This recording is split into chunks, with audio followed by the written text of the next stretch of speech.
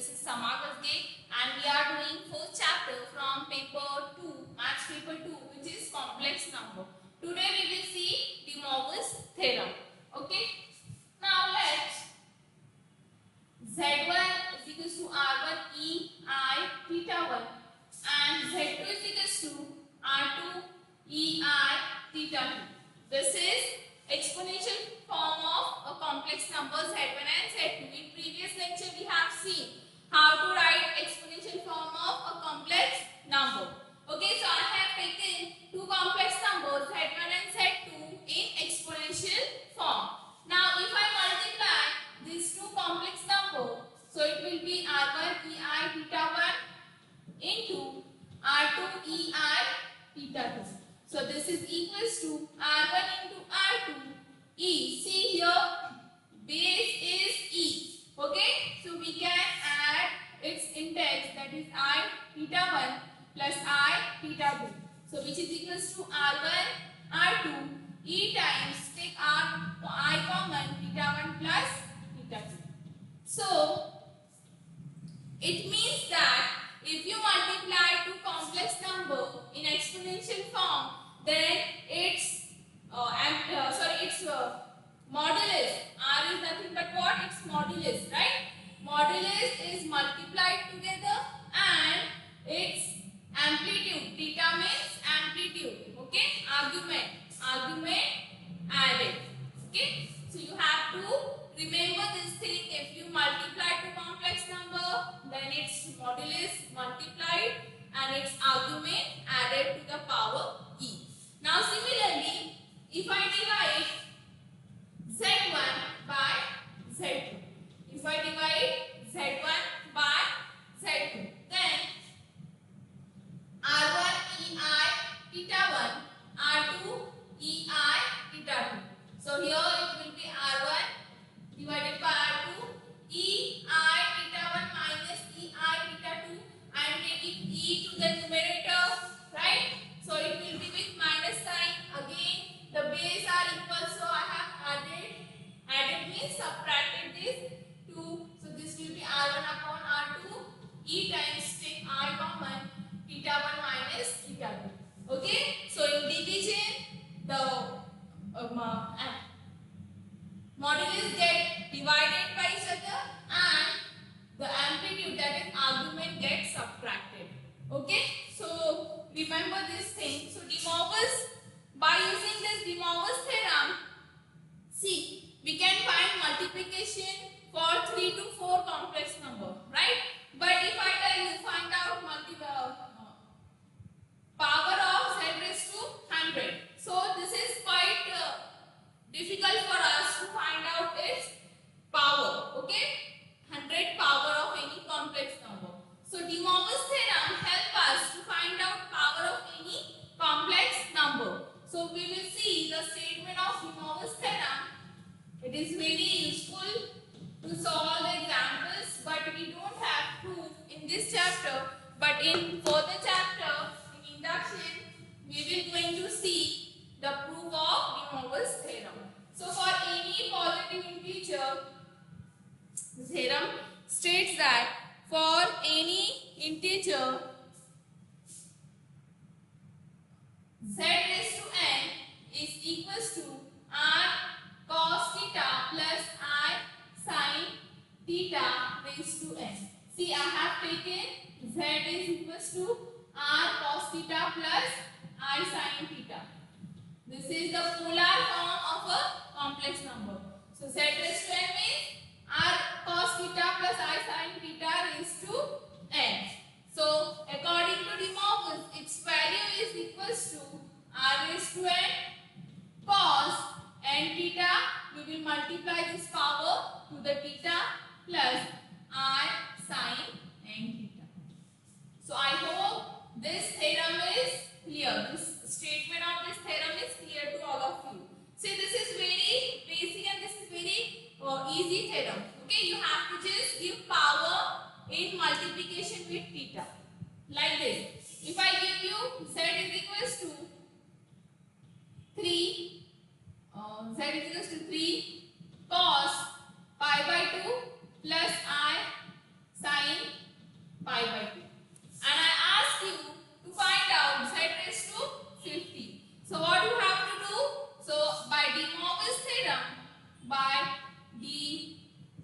Morris theorem, z raised to 50 will be equals to 3 raised to 50. You have to give power to the r. Your modulus is 3. And cos 50 multiplied by pi by 2 plus I sin 50 multiplied by pi by 2. You have to just multiply that power to the argument. So this is nothing but a De Morgan's theorem. So we will see this holds for any n. N can be negative as well, but we have proof for integers. If n is your positive integer, then we have to proof of this theorem in induction. That is chapter number 4. Now we will see some examples based on De Morgan's theorem. In that we will use some trigonometric tips like subtraction of angle from pi by 2 or from 2 pi to solve further examples. I am doing example from page number 16. So the problem number 1 is use De Morgan's theorem and simplify this. So this is cos pi by 3 plus I sin pi by 3 raised to the power 8. So we have to simplify this complex number, the power of this complex number, by using De Morgan's theorem. Since we know that, see, before starting, I wanted to tell you some trigonometrics tips like this.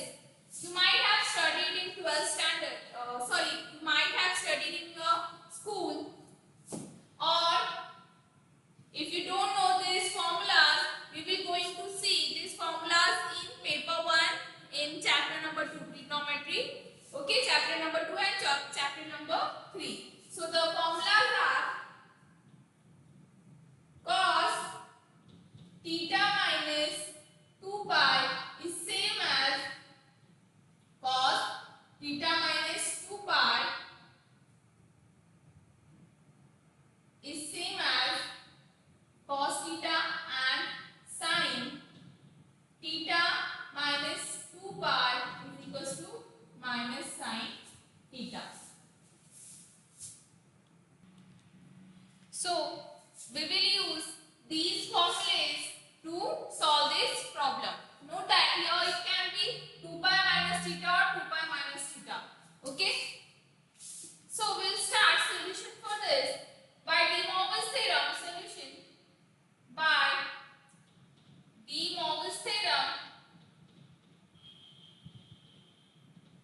Cos pi by 3 plus I sin pi by 3 raised to 8 will be equal to cos 8 pi by 3 plus I sin 8 pi by 3. I have multiplied power to this argument pi by 3. So this will be equals to cos 8 pi by 3 plus I sin 8 pi by 3. Now you can see the angle 8 pi by 3 is quite difficult for us to find its value of cos. So we will simplify 8 pi by 3. So we will get some standard angles by using that trigonometry formula. So we know that cos theta is same as cos theta minus 2 pi. So we will convert this 8 pi by 3 to 8 pi by 3 minus 2 pi. So its value will be same. Okay, cos theta, here 8 pi by 3 is nothing but your theta. So cos theta is same as cos theta minus 2 pi. But in case of sin theta minus 2 pi is equals to minus sin theta. Okay, so here it is minus I sin 8 pi by 3 minus 2 pi. Okay, so this is equals to cos 8 pi minus 2 cross multiplication. So 8 pi minus 6 pi. 8 pi minus 6 pi divided by 3 minus I sin 8 pi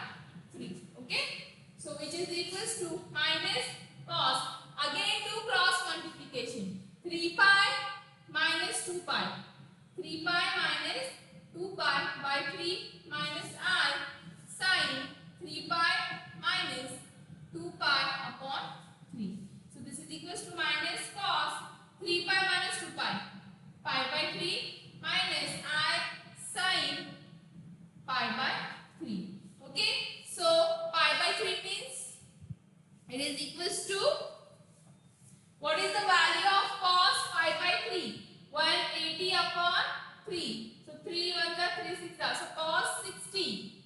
So I hope all of you know value of cos 60. Value of cos 60 is equals to half, and value of sin 60 is equals to root 3 upon 2. You have studied this in your 10th standard. Okay, so this will be minus half plus minus I times root 3 upon 2. So this is the value of this expression by using De Moivre's theorem. In your textbook there is one printing mistake. They have written I in plus sign. Okay, so this is in minus sign. Or you can take minus sign common. So the answer will be half plus I root 3 upon 2. So similarly you can solve second problem. Now here the second and the third one both are solved given on page number 16. You can just go through that problem. It is very simple problem. Okay, and try to solve similar problem from exercise. Next we will see cube roots of unity. Cubes root of unity.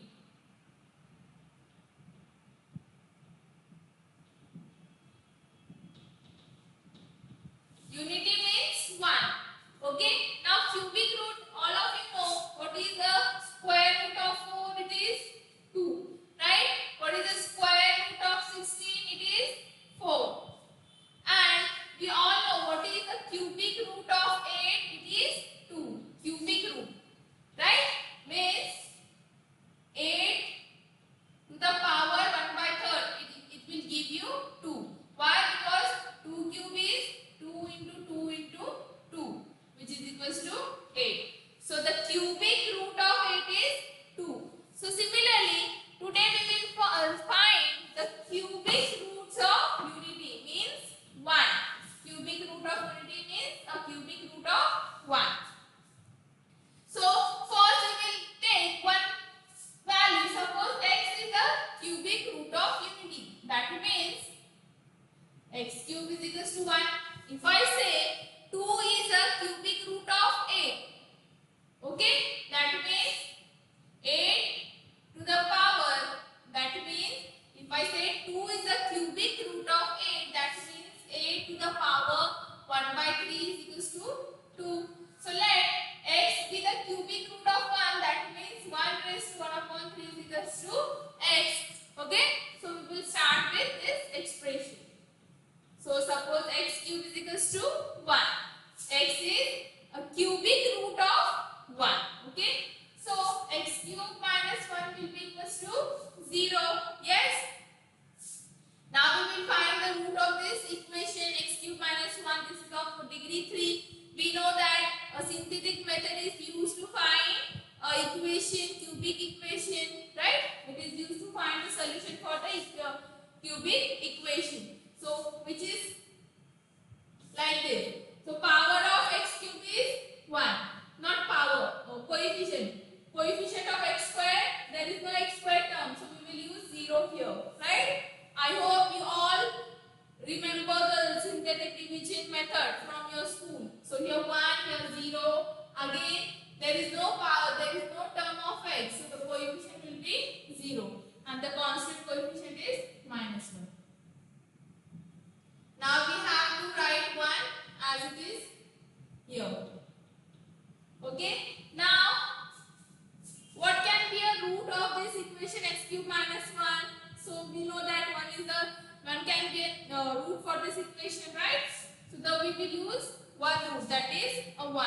So we will multiply 1 with 1. 1 into 1 is 1. So right here. So now do addition. 0 plus 1 will be 1. Now 1 into 1 will be 1. 0 plus 1, 1. 1 into 1 is 1. Minus 1 plus 1 is 0. So we will get one root is here. If it is 0, then the root you have taken will be the root for this equation. So this is x, the value. Here we have taken 1. Okay, you can take half, you can take 2. Okay, and check if it is then that value will be solution for this equation. So we will write 1 root as x minus 1, and for the other equation we will give this as power of x. This is this is coefficient of x, this is coefficient of x square, x and constant term. Okay, so here it will be x square plus x plus 1. Okay, so therefore this equation has 1 root x minus 1, and other roots you will find by using quadratic equation. See, we have multiplication of two brackets which is equals to 0. So either this will be equals to this 0 or this will be equals to 0, right? X minus 1 is equals to 0 or x square plus x plus 1 is equals to 0. So from here x will be equals to 1, and from here I'll find out the root for this equation by using quadratic formula. So here a is equals to 1, b is equals to 1 and c is equals to 1. So the formula is x is equals to minus b plus minus under root of b square minus 4ac upon 2a. Minus 1 plus minus under root of 1 minus 4 into 1 divided by 2. Okay? So this will be minus 1 plus minus under root of 1 minus 4 divided by 2. That is minus 1 plus minus under root of minus 3. So under root of minus 3 is the complex numbers. So I will write it as under root of 3 into I, because minus 1 under root of minus 1 is I. So I have got two complex roots for this equation. Okay. So the first root is x is equals to 1. Another is minus 1 plus under root of 3 upon 2 I, and the third one is minus 1 minus under root of 3 I divided by 2. So these three numbers, 1 minus 1 plus under root 3 I upon 2 and minus 1 minus under root 3 I upon 2 are nothing but what? Cubic roots of unity. Unity means 1. Okay? So there are three cubic roots of unity.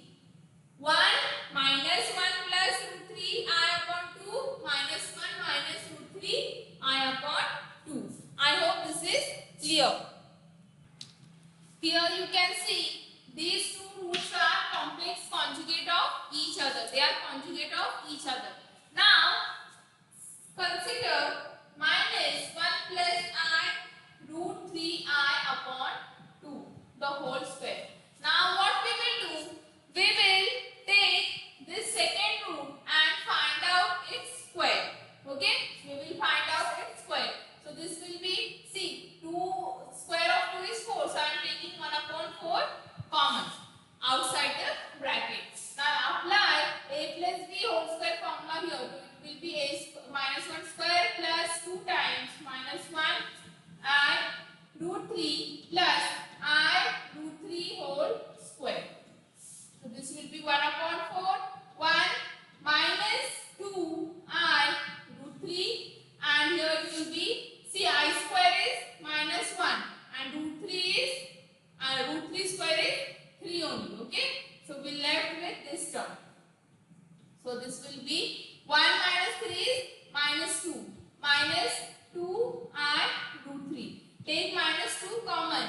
So minus, after taking minus 2 common, so you will left with 1 plus I root 3 divided by 4. So 2 ones are 2 fours are. So this is nothing but minus 1. I am multiplying minus sign I root 3 upon 2. Okay. So you can see the square of second root is nothing but what? Your third root. Minus 1 minus root 3I upon 2. This is your third root. Yes? This is your third root and this is your second root. So if you square the second root, you will get the third root, and vice versa. You can check the square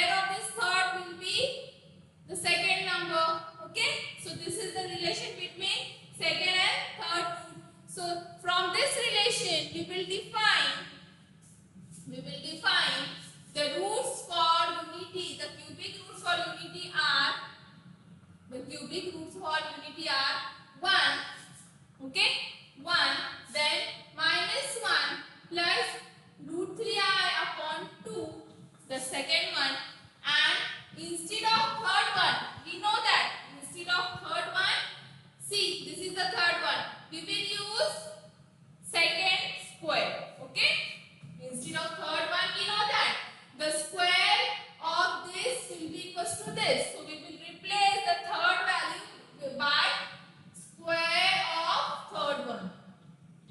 Square of third one. I hope this is clear.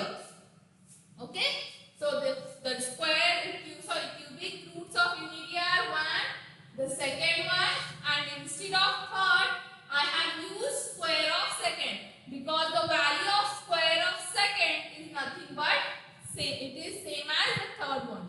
Okay, now we will define, okay, one letter for these roots, which is given as, so let W is equals to minus 1 plus root 3 upon 2. So I am giving this root name as W. Okay. So the root will become, therefore, the cubic roots of 1 are 1 instead of this term W, and instead of this term W square. Okay. So now from now on onwards, you will say, if anyone asks you what are the cubic roots of unity, you have to say 1 W and W square, where W is nothing but minus 1 plus root 3I upon 2. So this is the standard cubic roots of unity. So there are 3 cubic roots of unity, 1 W and W square, where W is minus 1 plus root 3I upon 2. You have to remember this.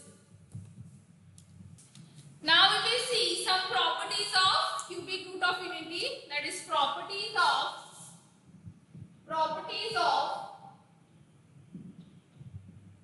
1 W and W square. So the first property is W is complex cube root of 1. Therefore, W cube is 1. So this is your first property. As W is a complex cube root of 1, therefore W cube will be 1. Now the second property, W cube minus 1 will be 0. That means W minus 1 and W square plus W plus 1 is equals to 0. I have expanded this equation W cube minus 1 into these two brackets. That means W minus 1 is equals to 0, or W square plus W plus 1 is equals to 0. That means W is equals to 1, or W square plus W plus 1 is equals to 0. But W cannot be equals to 1. Why? W cannot be equals to 1. We know that the value of W is what? Minus 1 plus under root 3I upon 2. So this expression doesn't hold. Therefore, W square plus W plus 1 is equals to 0. This is one expression. This is one expression of W. W square plus W plus 1 is equals to 0. Okay. Now the third property is W square is 1 upon W, and 1 upon W square is W. You can take value of W and you can verify this property by doing calculation. Now the fourth one is W cube is 1, so W 3 raised to n is equals to 1. So if W cube is 1, because W is a cube root of unity, right? So if you take any power multiple of 3, so it will give you value 1. Okay. Now the next property is W raised to 4 is equals to W raised to 3 into W. Okay. So it will be equals to W. W raised to 4 is nothing but W raised to 3 into W, right? But into, okay, here there is a multiplication. But we know that W cube is 1. Therefore, the W raised to 4 is equals to only W. 1 into W, that is a W. Okay. Now the next property is, and with the expansion of this, W raised 3n plus 1 will be equals to w. Okay. So here w raised to 4 means 3 into 1. Okay. So it will give you 1 w only.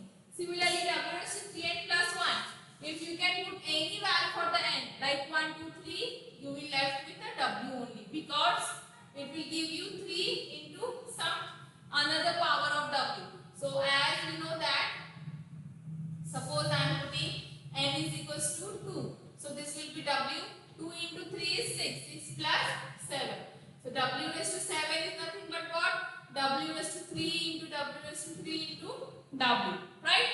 So here it is 1, 1 and answer will be w. Similarly, if I put n is equals to 7. So w raised to 7 into 3. 21 plus 1, that is 22. So 22 can be written as w raised to 3, w raised to 3, w raised to 3, w raised to 3 into w raised to 3. 6, 9, 12, 15, 18, 21 and w. Okay. So for these expression, for these 1 and left w. 1 w is left. Okay. So this is the fifth property. Now the next is fifth done. Sixth one is w raised to 5 is equals to w square. How? Because w raised to 5 is nothing but w raised to 3 into w square. So value of w cube is 1. So this is w square. Okay. So similarly, w raised to 3n plus 2 is equals to w square, because the value of w raised to 3n will be 1 and it will left with w raised to 2, like this. Okay. Now next, 7. Conjugate of w is w square. Conjugate of w is w square, and the w conjugate of w square is equals to w. So you can verify all these properties by taking the value of w. And what is the value of w? It is minus 1 under root of 3 upon 2r. So just take value and you can solve all these properties. You can verify these properties.